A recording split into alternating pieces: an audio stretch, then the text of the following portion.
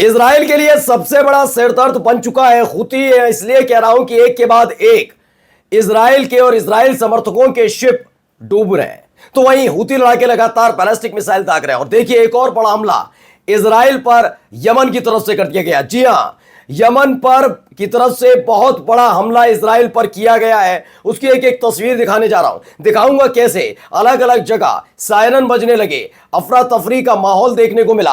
अलग अलग जगह पर सायरन बजते ही लोग बंकर, सुरक्षित स्थान के तौर पर बंकरों को ढूंढने लगे। अफरा तफरी का आलम पूरे इजराइल में फैल गया। और इसी के साथ आज आपको दिखाने जा रहा हूं, क्या हम सिर्फ हूती लड़ाकों को जानते हैं? क्या हम सिर्फ हिजबुल्लाह को जानते हैं? क्या हम जानते हैं कि केवल हमास है? क्या नहीं, इजराइल ने एक बहुत बड़ा खुलासा किया है जिसने अमेरिका तक के होश उड़ा दिए हैं। बहुत बड़ी खबर आज आपको दिखाने जा रहा हूं। एक बड़ा लड़ाका संगठन जिसने पहले भी अमेरिका को घुटने टेकने पर मजबूर किया था, वो भी इस संघर्ष में कूद गया। नमस्कार, मैं हूं प्रज्वल गौतम और आप देख रहे हैं टाइम्स एक्सप्रेस। चलिए शुरुआत करते हैं पहले एक वीडियो के साथ। इस वीडियो को देखिए। तो इस वीडियो में आपने देखा कि किस तरीके से एक टिमटिमाती हुई लाइट सी जा रही है। ये लाइट नहीं है दोस्तों, बैलिस्टिक मिसाइल है जो यमन की तरफ से सुबह सवेरे दाग दी गई। मतलब ये सोकर उठें, दातून करें, फ्रेश होने जाएं, उससे पहले ही वहां सायरन बजने लग जाते। मतलब होता नहीं था, आप लोगों ने आपने देखा होगा कि मुर्गा उठाता था, फिर क्लॉक आ गई, घंटे बजती थी, कितने बजे का अलार्म लगाना है। अब वहां ऐसी जरूरत नहीं है। तेल अवीव में, इजराइल में जो अलग अलग देशों की तरफ से, खास तौर पर इन दिनों हूती लड़ाकों की तरफ से जो मिसाइल दागी जा रही हैं, वो इजरायलियों को सुबह सवेरे जगा देती हैं। इसमें आप सायरन की आवाज सुनिए दूसरी वीडियो में। जी हां, सायरन अलग अलग जगह बज रहे हैं। एक और वीडियो दिखाने जा रहा हूं। इस वीडियो को देखकर आप अंदाजा लगा सकते हैं कि जहां ये मिसाइल गिरी होगी वहां हालत क्या होगी। तीसरी वीडियो देखिए। तो यमन वेक्स अप तेल अवीव एट 5:20 AM, 5:20 पर मिसाइल दागी गई है। बताया गया एक मिसाइल 5:20 पर दागी गई। ऐसी कई मिसाइल दागने का दावा किया जा रहा है। इसके अलावा भी कई महत्वपूर्ण खबरें हैं। देखिए, एक और खबर निकल कर आई, यही मिडिल ईस्ट ऑब्जर्वर ने भी ट्वीट की थी, और इसी के बारे में देखिए अलग एक और वीडियो देखिए इसी से जुड़ी। देखिए किस तरीके से ये पूरी की पूरी मिसाइल गिरती हुई नजर आई हुई, आपने देखा। ठीक है, अब आइए एक और वीडियो दिखाता हूं इससे जुड़ी हुई।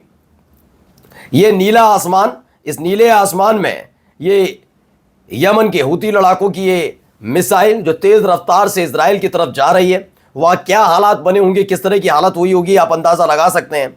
अब देखिए, इसे लेकर लिखा जा रहा है, इजराइल पर यमन से हूती का मिसाइल अटैक। इजराइल पर यमन ने कि हूती ने बड़ा अटैक कर दिया है। पूरे इजराइल में जारी हुआ अलर्ट, जिसके बाद आसमान में यमन से लॉन्च किए गए इस मिसाइल को इजराइल ने इंटरसेप्ट करने का दावा भी किया है। ये दावे तो बहुत करते हैं, लेकिन कितने दावे इनके कामयाब होते हैं ये हर कोई जानता है। अब कहां कहां इसके असर पड़ता नजर आया, आप देखिए।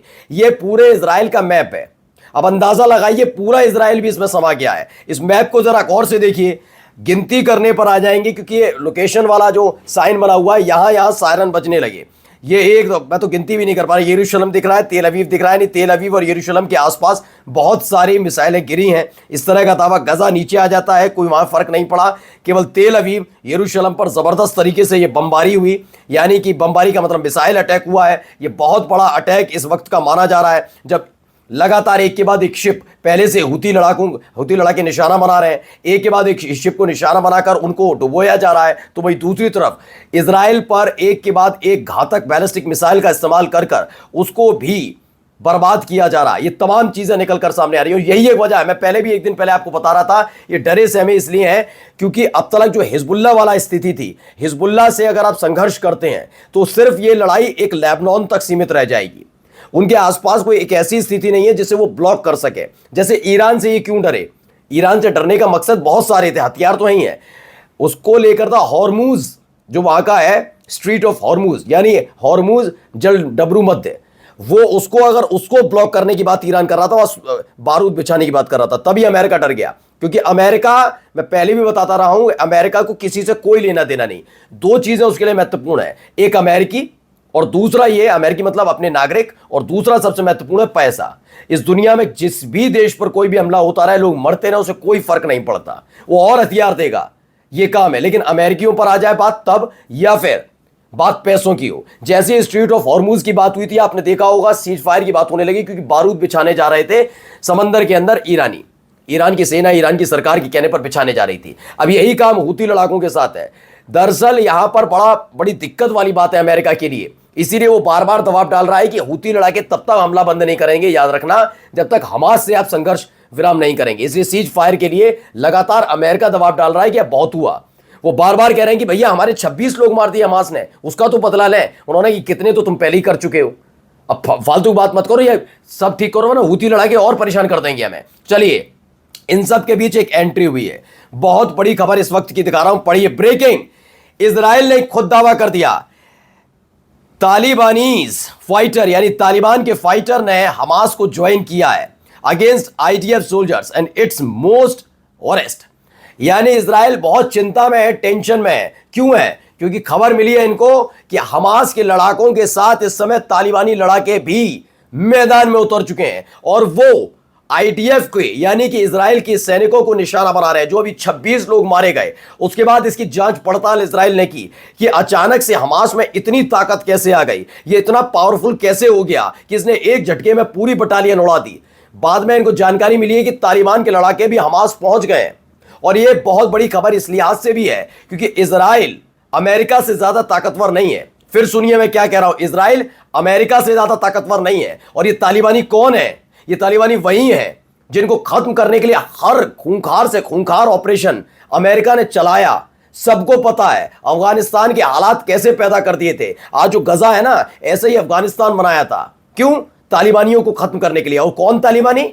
इन्होंने पैदा किए। अमेरिका ने देखा था, सिर्फ रूस से बदला लेने के लिए और अपना गढ़ इस इलाके में बनाए रखने के लिए अफगानिस्तान का इस्तेमाल अमेरिका ने किया।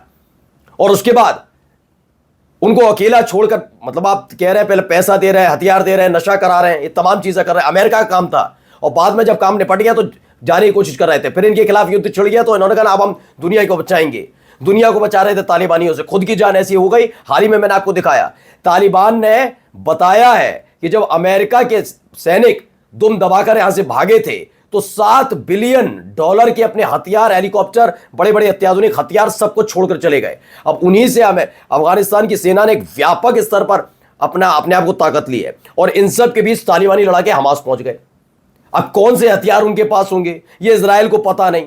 जिन तालिबानियों ने अमेरिका को घुटने टेकने पर मजबूर किया हो, तो आपको उम्मीद लगती है कि इजराइल उनके सामने टिक पाएगा। इसीलिए थोड़ा टेंशन में इजराइल आ गया कि हो क्या गया। आगे देखिए, एक वीडियो निकलकर सामने आई है, जिस तरह के हालात वहां पर बनते जा रहे हैं, एक के बाद एक हमले हो रहे हैं। उसके बाद एक वीडियो सामने आई, पहले वीडियो देखिए। तो मैं बार बार इस कंगाली का जिक्र क्यों कर रहा हूं? क्योंकि जब कोई युद्ध होता है किसी पर भी, मैं केवल इजराइल का जिक्र नहीं कर रहा, जब युद्ध होता है तो असर तो पड़ता है। क्योंकि मिसाइल कोई ऐसे फ्री में नहीं आती है कि नाके पर पानी के हैंडपंप लगाया तो पानी भरा और पानी फेंक दिया, ये नहीं है। उसके लिए बारूद, कई टेक्निक्स काम करती हैं, बहुत महंगे होते हैं। एक एक मिसाइल बहुत महंगी होती है। तो जब मिसाइलों का इस्तेमाल किया जाता है तो उतना ही बोझ बढ़ता है। और अगर किसी दुश्मन देश की मिसाइल आपके देश पर गिरती है तो जो बर्बादी होती है वो अलग। तो वही इजराइल गुजर रहा है उससे। अब देखिए, जो लंबी कतार आप देख रहे हैं ना, इसमें बताया गया 3 days of long lines under scorching sun just for fuel. ये तेल की कमी की वजह से, सोचिए, ये सारे के सारे तेल लेने पहुंचे हैं। The occupation can't secure refineries और शिपमेंट। मैंने आपको दिखाया था ऑयल रिफाइनरी वाला, तो हाइफा वाला बर्बाद कर ही दिया इनका, किस तरह से ईरान ने अटैक किया था। और उसके बाद अब कुछ इस तरह के हालात हैं, वह लंबी लंबी कतारें लगी हुई हैं तेल लेने के लिए। सोचिए अब खाने पीने के क्या हालात होंगे वहां पर। नमस्कार।